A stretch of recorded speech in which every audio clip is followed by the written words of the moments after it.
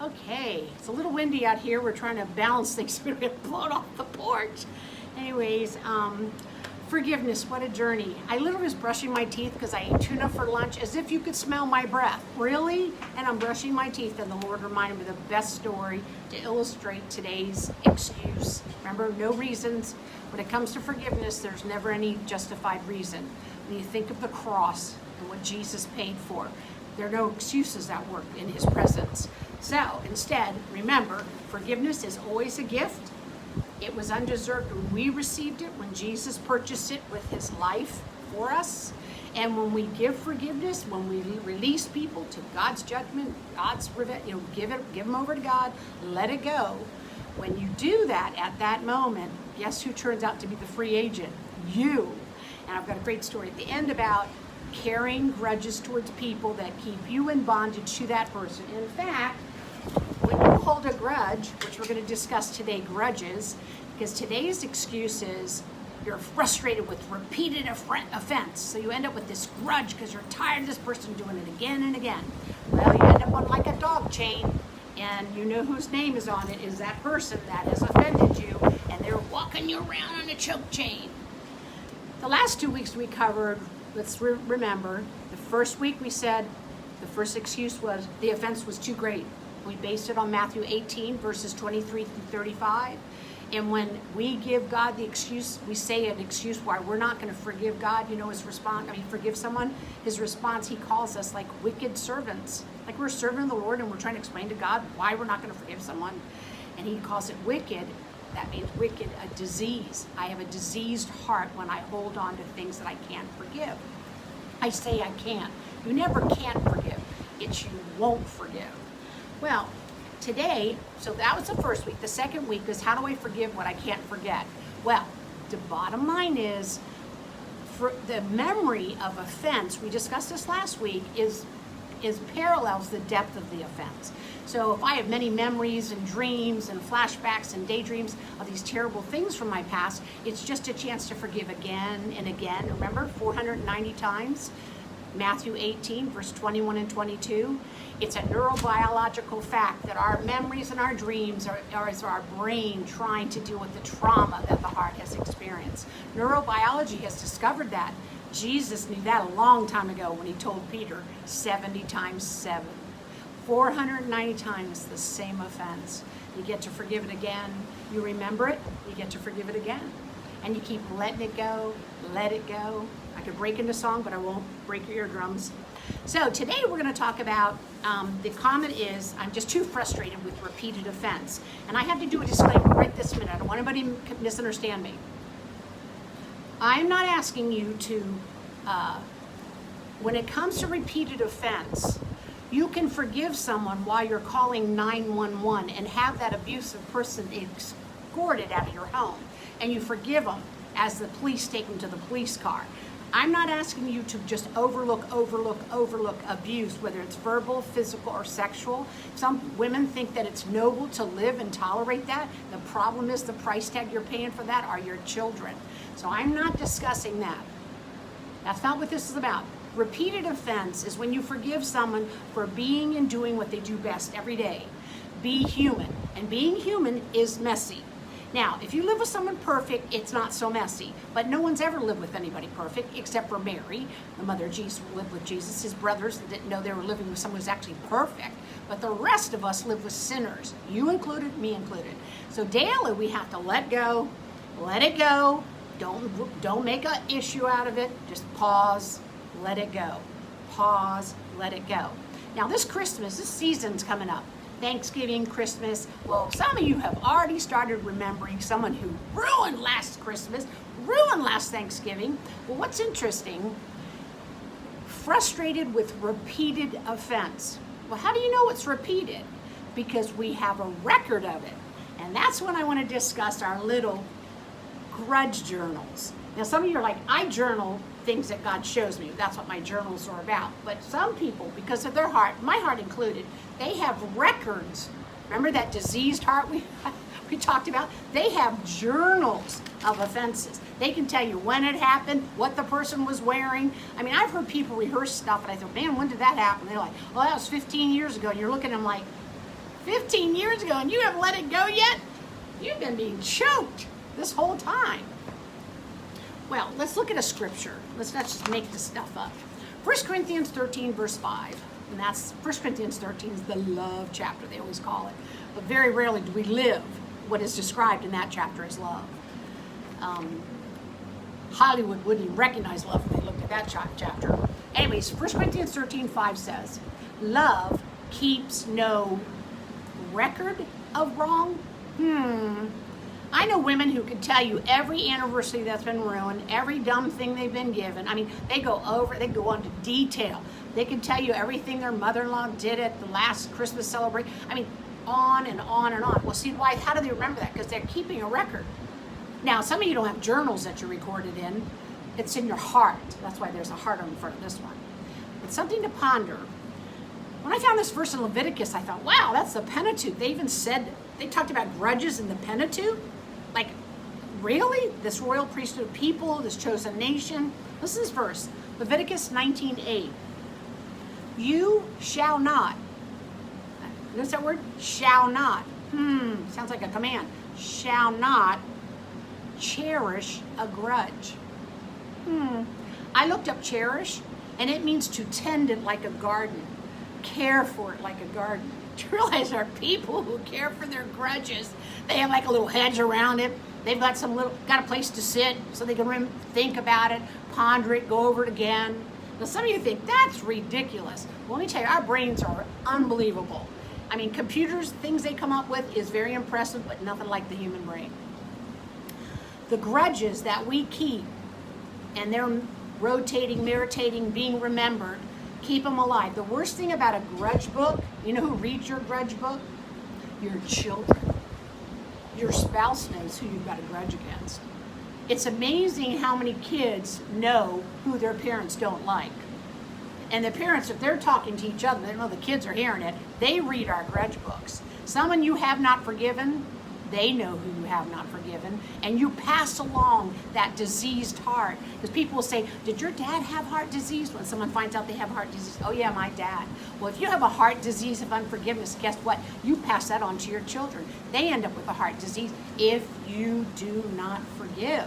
How scary is that thought? Now, I'm sure that's not your issue.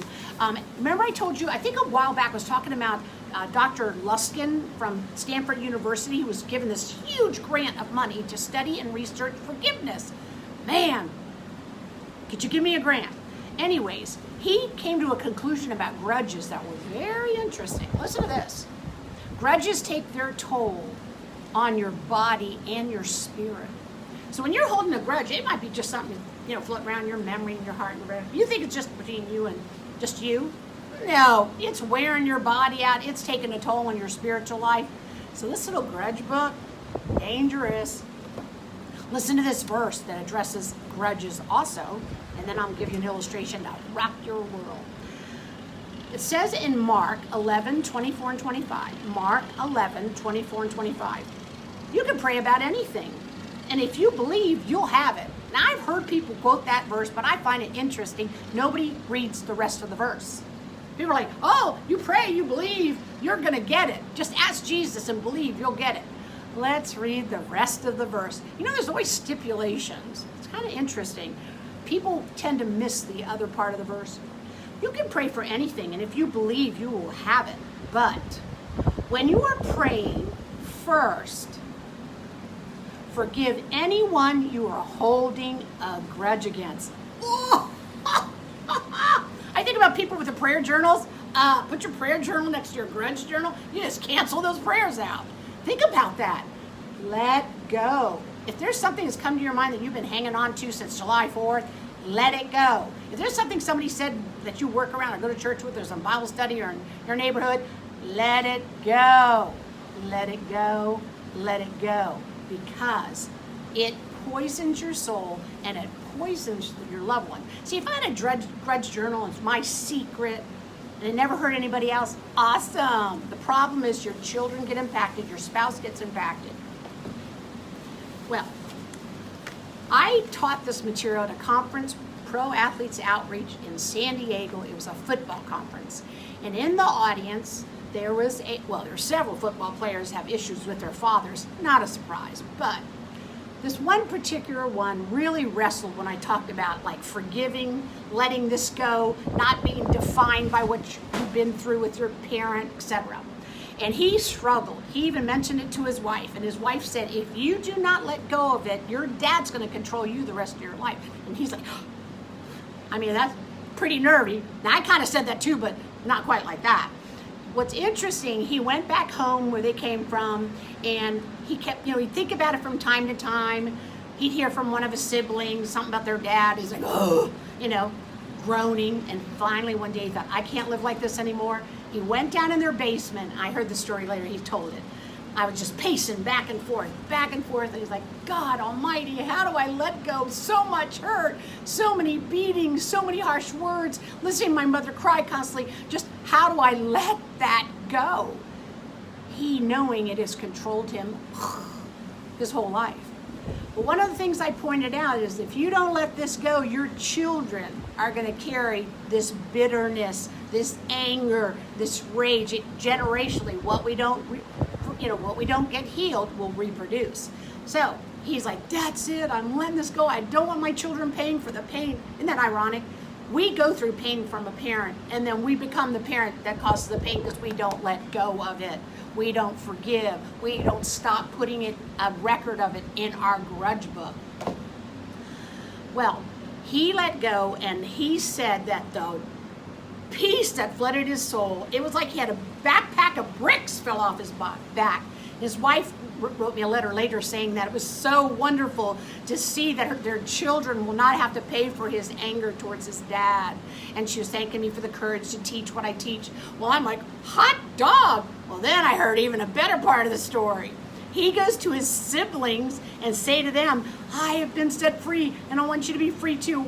You need to forgive Dad. We need to put, all those grievances at the foot of the cross, put all the grudges, all those terrible memories, let it go so it doesn't control us the rest of our lives. We'll end up as angry as he is. Well, they got mad at him for suggesting the forgiveness, which is not unusual because he was originally mad at me for suggesting forgiveness. I've gotten many an email from not happy people when I tell them they need to forgive the offender, meaning let it go, turn the offender over to God. Put them on God's hook. Get them off yours, put them on God's. So he tells his brothers, and they begin yelling at him, and I'm like, good golly, one group yelling at the next group. He said a couple of years later, he's at a family reunion, and at one point he was standing off to the side, and he was watching a couple of his nephews speaking very harshly to their fathers. And the fathers were speaking very harshly back. And the Spirit of God said to them, see, if you don't forgive it, you reproduce it. Aren't you glad you forgave it? And his thought was, I wish they had forgiven Dad also like I did. Pretty powerful thought. But my last story about grudges is, actually when I was brushing my teeth, I thought about it. My mentor went to a funeral, a guy well loved in our town, and she said when she came in, she's pretty much in the back, but she could see the family in the front. And on the first row, the brothers were all sitting with the father. I don't know where the mother was, but she saw the brothers and the father. And during the service, the funeral, the brothers were so torn up, like they'd lean into each other, weeping. The father's weeping. These grown men, quite emotional. And she's sitting in the back thinking, wow, look at the love those brothers had for this guy. The guy was out in his backyard playing with his kids, running out for a pass, dropped dead of a heart attack. And he wasn't that old, dies of a heart attack. So here they're all weeping. So she said, oh, such love. Well, she got invited back to the house afterwards to eat.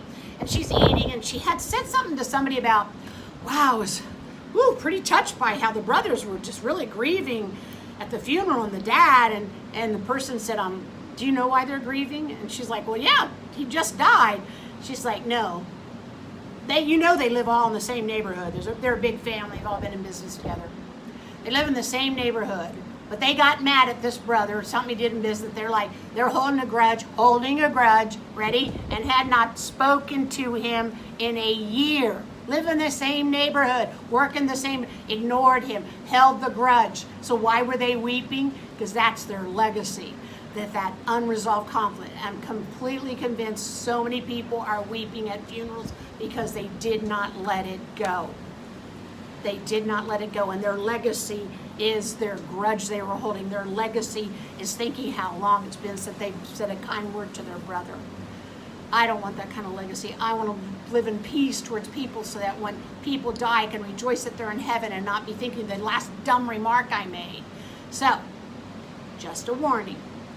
Love keeps no record of wrong.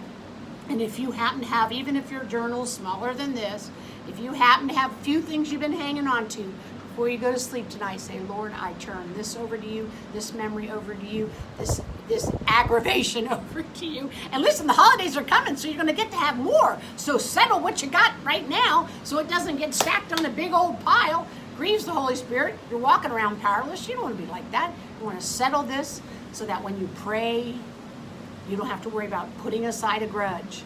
You will be at peace when you talk to Papa God. Next week, we'll look at another excuse, and I'm trying to decide which one to do. It's going to either be about revenge fantasies or anger. I don't know. What the Lord will show me. I can't wait to see you guys next week. Blessings, blessings. Forgive freely. That's the life of true freedom. Forgive freely. Because remember, my bag just fell on the floor because of the wind, but it's a gift. And you give it as a gift, and you got it as a gift. But how'd you get it? By faith. So I forgive by faith. I let it go by faith. See you guys next week.